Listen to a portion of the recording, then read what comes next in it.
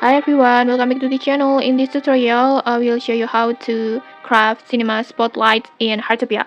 So in this spring season, Heartopia has a new event, and then at this event you can craft any special items.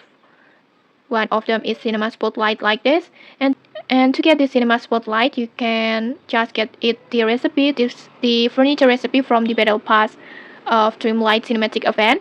And after that, after you get this recipe, just go to your workbench and then just choose the recipe, cinema spotlights, and then in here you need ore and then flawless fluorides and then light and shadow material pack. So make sure you complete all the ingredients, and after all the ingredients are complete, just tap on craft and then tap on hold to continue like this, and wait a moment.